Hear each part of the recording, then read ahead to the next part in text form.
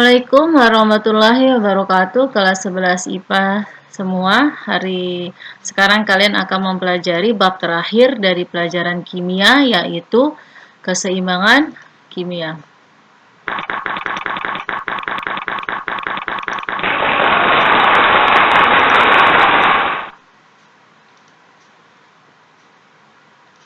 Pada keseimbangan kimia, nanti kalian akan belajar yang namanya keseimbangan dinamis. Ya, keseimbangan dinamis adalah suatu proses reaksi yang berjalan bolak-balik dengan laju yang sama untuk kedua arah. Pada buku kalian itu diberikan sebuah contoh percobaan yang terjadi pada sebuah botol, di mana reaksi yang berlangsung adalah reaksi penguapan air sekaligus reaksi pengembunan.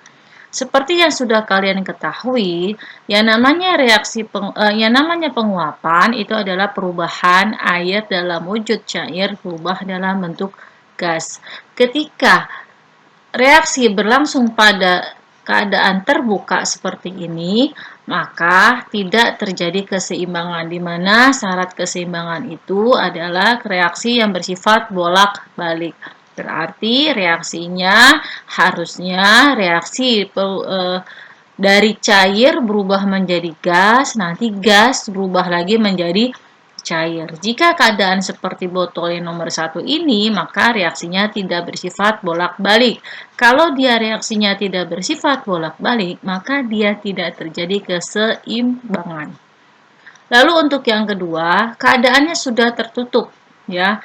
Namun kecepatan perubahan ketika air tersebut menguap itu berbeda dengan ketika kecepatan air itu berubah menjadi embun. Kalau tidak terjadi laju yang sama, ya di sini dikatakan laju yang sama, maka ini juga belum dikatakan terjadi keseimbangan. Lalu bagaimana yang ideal? Lihat lagi di sini, reaksinya bersifat bolak-balik, lajunya sama. Jadi yang memenuhi syarat keduanya itu berada pada percobaan atau botol ketiga. Di mana terjadi reaksi bolak-balik, terjadi reaksi dua arah, di mana terjadi reaksi penguapan dengan reaksi pengembunan. Ya, berarti kan dua arah. Lalu syarat yang kedua, lajunya sama. Perubahan dari air menjadi uap, menjadi gas, itu sama ketika air dari dalam bentuk gas berubah menjadi cair atau pengembunan. Jika sudah memenuhi syarat seperti ini, satu bolak-balik, dua lajunya sama, maka baru dikatakan reaksi tersebut berjalan secara seimbang. Reaksi kimia, nanti kalian sudah berdasarkan yang pelajaran yang lalu dan tadi saya sudah berikan di awal pelajaran ini. Pertama, reaksi terbagi atas dibagi atas dua. Satu irreversible, yaitu reaksi berjalan satu arah. Ya, contohnya lagi ingat reaksi yang terjadi pada bab laju reaksi, di mana bab laju reaksi itu yang diperhatikan adalah perubahan atau kecepatan perubahan yang terjadi pada reaktan berubah menjadi produk. Ya, yang diperhatikan adalah konsentrasinya, di mana awal terjadinya reaksi jumlah konsentrasi dari produk itu banyak dan jumlah konsentrasi dari reaktan itu banyak, jumlah dari produk itu tidak ada. Seiringnya waktu, jumlah konsentrasi dari reaktan itu berkurang, terjadi pengurangan. Kalau produk itu terjadi pertambahan, ya, berjalan satu arah, hanya dari reaktan menuju produk. Kalau reaksi reversible itu adalah reaksi berjalan dua arah. Jadi nanti ketika si reaktan ini berubah menjadi produk, nanti dari produk berubah lagi menjadi reaktan. Itu namanya reaksi dua arah atau reaksi bolak-balik.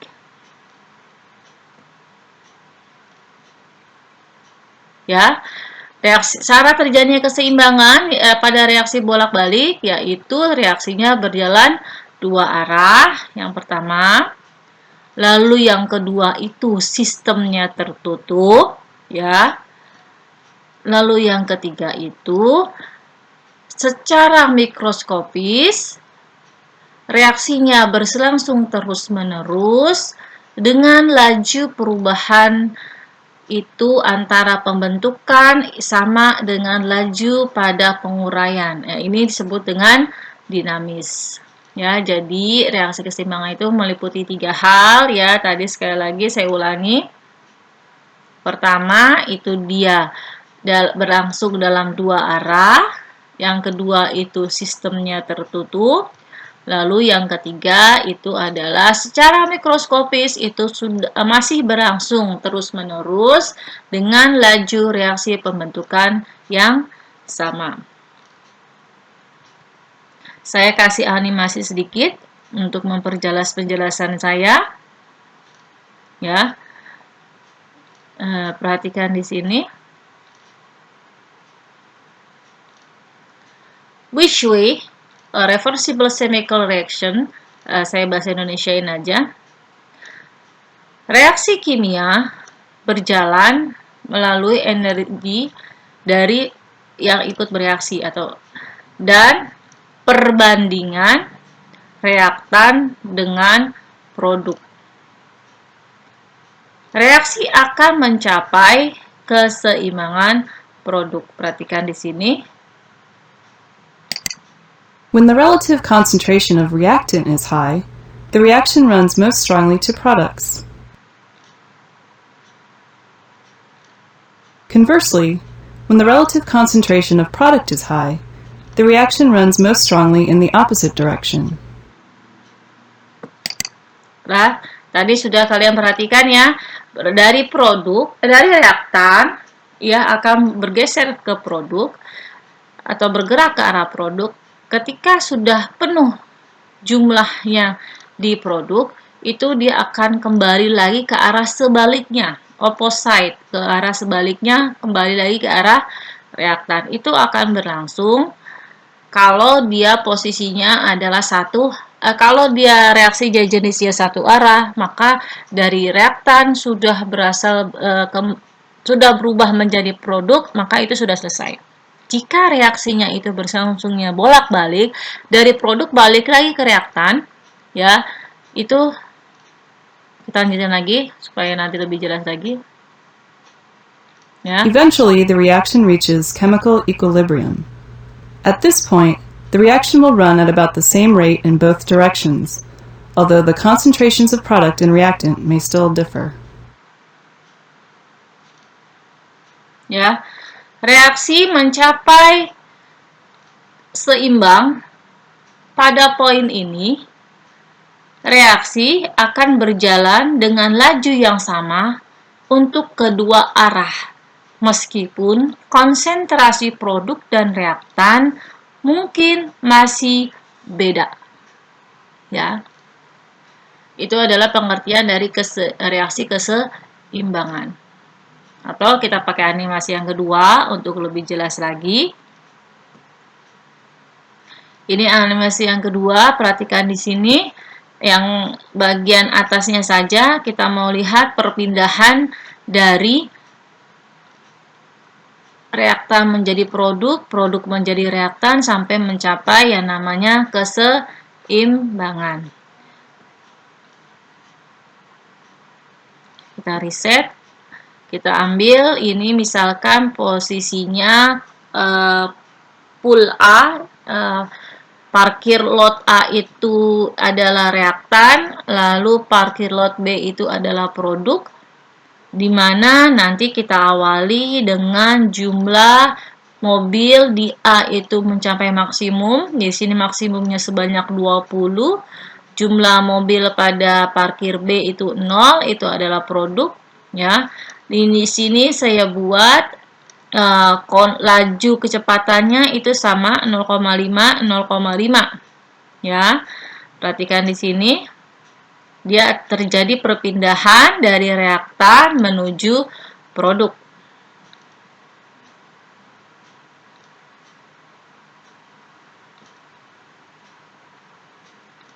Tunggu. Salah saya. Tunggu ya, saya ulangi lagi. Kita mau bahas ke sini. Ini.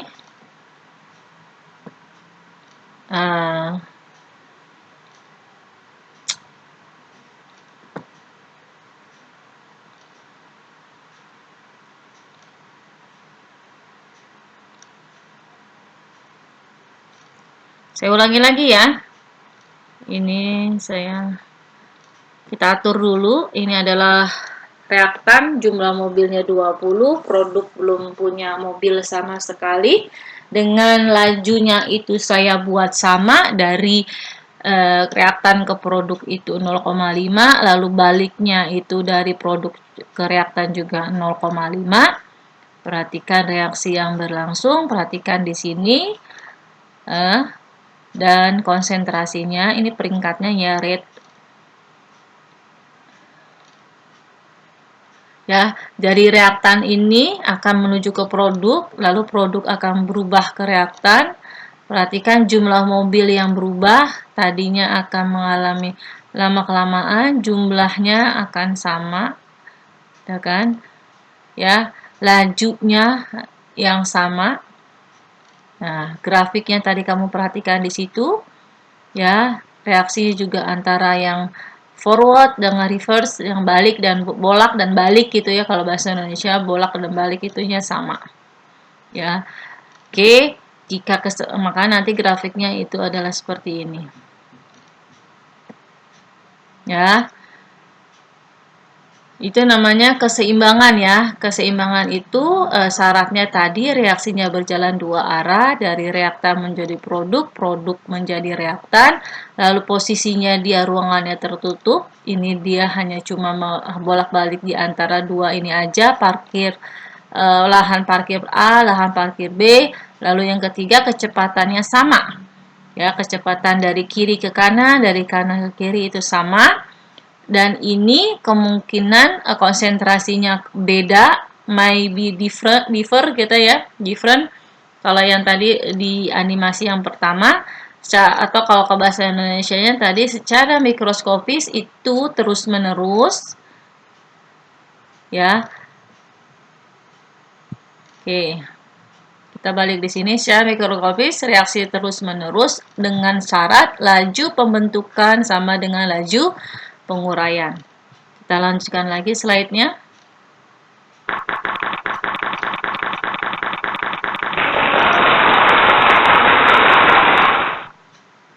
Kita sudah sampai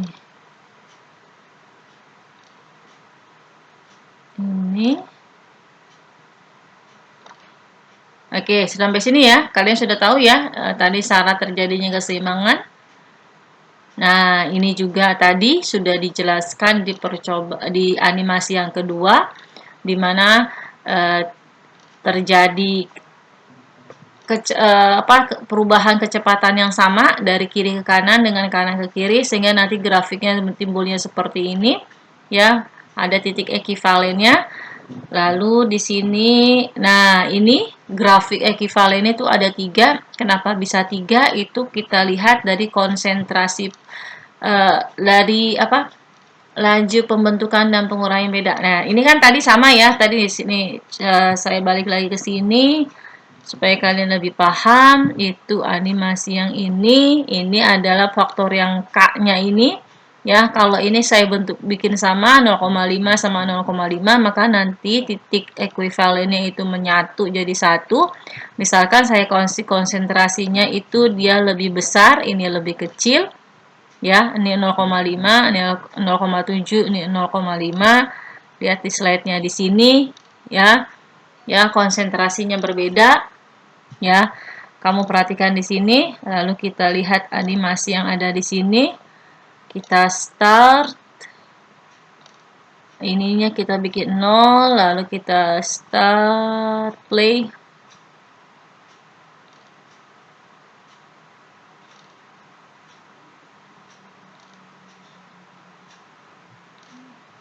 Nah, lihat di sini ya, grafiknya, grafik keseimbangannya itu kan berbeda, harganya juga berbeda karena kecepatan dari kanan ke kirinya juga berbeda.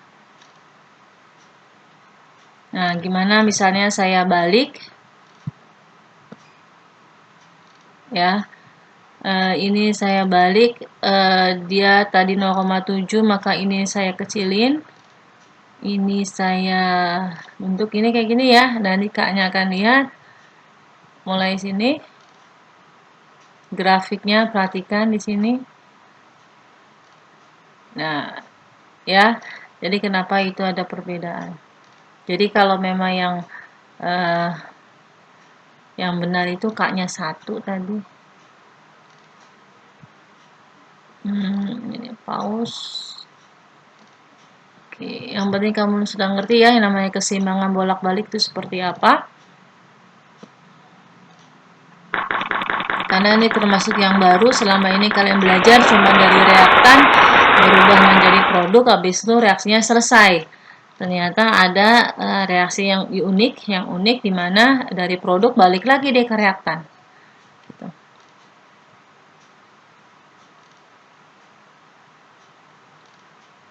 Nah, ini yang tadi sudah.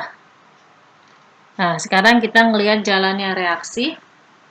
Ada dua jenis, berdasarkan perbedaan reaksi itu, maka keseimbangannya juga bisa dibagi dua. Ada yang namanya keseimbangan homogen, ada yang namanya keseimbangan heterogen. Lihatnya dari mana? Lihatnya dari wujud zat atau senyawa yang bereaksi. Kalau semua senyawanya itu dalam bentuk satu wujud, itu namanya homogen. Kalau senyawanya itu bervariasi senyawa wujudnya, maka disebut dengan heterogen. Contohnya kalau di sini mana ya? Ada nggak? Ini belum sampai sini ya. Di selanjutnya berarti homogen dan heterogennya. Kita lihat di sini. Ini dulu ya, untuk menjelaskan yang mana homogen, yang mana heterogen.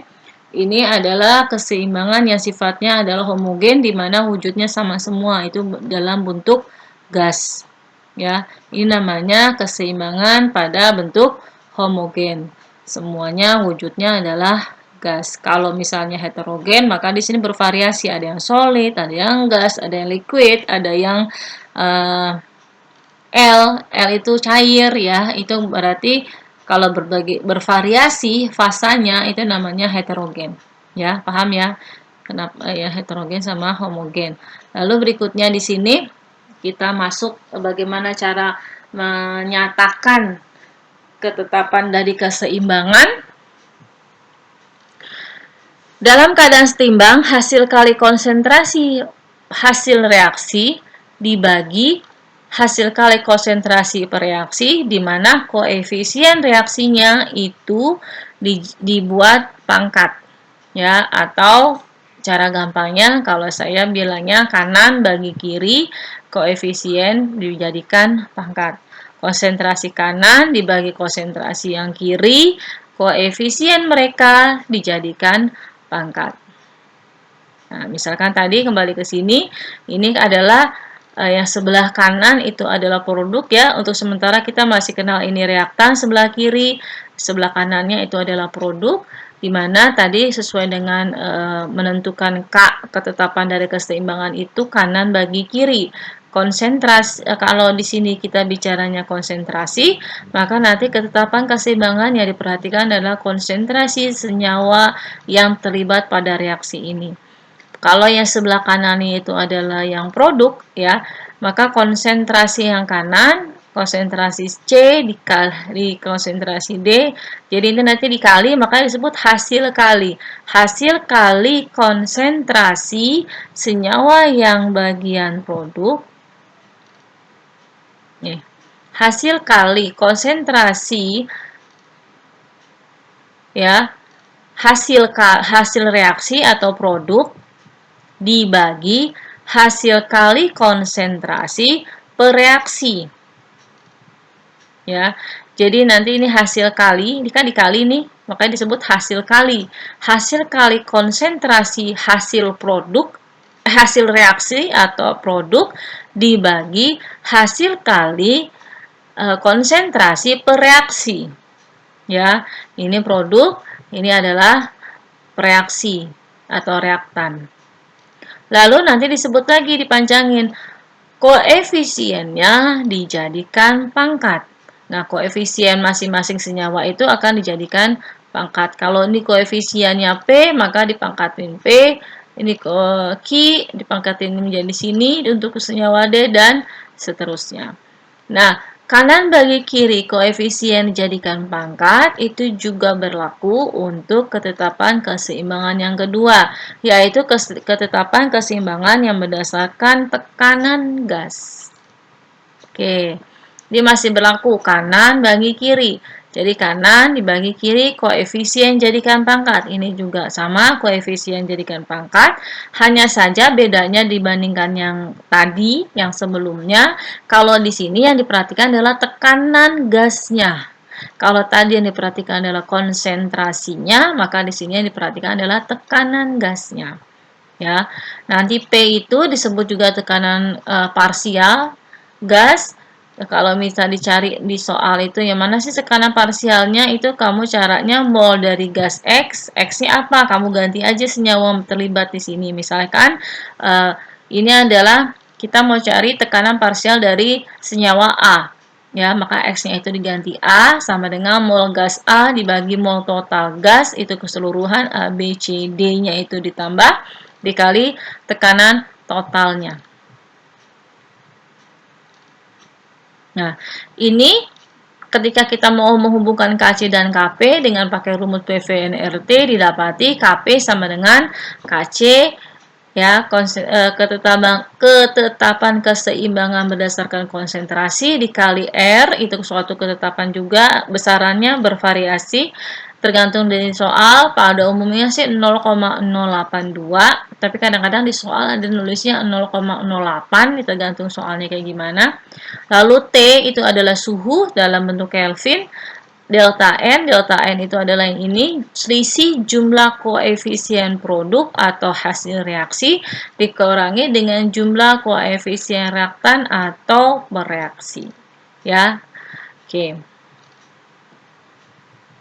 Nah, ini kalau misalnya soalnya itu dibolak-balik ya, apa sih jenis reaksinya berbeda-beda. Nah, ini kalau dia reaksinya dibalik, ini kalau reaksinya dibagi, ini reaksinya dikali, ini kalau reaksinya dijumlah. Nah, bagaimana untuk heterogen? Kalau tadi selama ada KC dan KP itu kita perhatikan itu berdasarkan konsentrasi dalam bentuk homogen, di mana wujudnya itu adalah satu atau sama. Dan kalau di sini adalah keseimbangan heterogen. Ini wujud dari senyawa yang bereaksinya itu bisa lebih dari satu. Oke, jika ada lebih dari satu, maka kita ada skala prioritas. Jika dalam reaksi tersebut itu misalkan ada dalam bentuk gas, ada bentuk larutan, maka yang dipakai untuk menentukan KC dan KP-nya itu adalah yang gas terlebih dahulu. Ya, kalau misalkan ada soal reaksi dalam bentuk larutan, cairan, dan padat, maka kita prioritaskan yang dalam bentuk larutan yang kita masukkan ke dalam rumusnya. Jadi sekali lagi keseimbangan kimia itu yang kita lihat pertama kali dia dalam bentuk wujud gas terlebih dahulu. Jadi yang akan kita ubah ke dalam perhitungan konsentrasi ketetapan keseimbangan itu yang senyawa dalam bentuk gas. Jika tidak ada gas baru dalam bentuk larutan. Jika tidak ada larutan baru ke padat, lalu yang terakhir adalah cair, lalu yang terakhir adalah padat. Ya, jadi itu namanya ketetapan keseimbangan dalam bentuk heterogen. Nah, ini nanti ada ditambahkan lagi ada yang namanya keseimbangan disosiasi. Apa sih keseimbangan disosiasi? Disosiasi itu sendiri adalah reaksi penguraian senyawa menjadi zat yang lebih sederhana atau diurai atau diionisasi, ion. Jadi ada keseimbangan disosiasi, keseimbangan ionisasi itu sama. Makanya untuk alfa derajat disosiasi itu alfa, itu kadang-kadang di pelajaran sebelumnya itu derajat ionisasi itu juga sama dengan alfa karena pernyataannya sama. Nah, ini alfa sama dengan jumlah mol zat terurai dibagi jumlah mol zat mula-mula. Ya. Oke, semoga paham. Saya tidak banyak dulu untuk pertemuan kali ini, cuma membahas tentang perbedaan antara reaksi satu arah dengan reaksi bolak-balik itu apa, syarat terjadinya keseimbangan dinamis itu apa, lalu untuk rumus-rumus yang akan dipakai untuk menjawab keseimbangan itu gimana. Ya, ada dua, tadi ada KC, lalu ada KP. Ya, sekian. Terima kasih. Kita ketemu lagi di slide berikutnya untuk membahas yang namanya pergeseran. Jadi keseimbangan itu akan berlanjut terus-menerus. Jika ada gangguan baru dia berubah. Gangguan itu nanti disebut dengan teori pergeseran oleh Le Chatelier. Lalu berikutnya kita juga akan latihan soal bagaimana menentukan KC, KP, lalu bagaimana kan kalau bentuknya dia dalam keseimbangan dalam bentuk homogen, heterogen, dan keseimbangan disosiasi. Sekian, terima kasih. Assalamualaikum warahmatullahi wabarakatuh.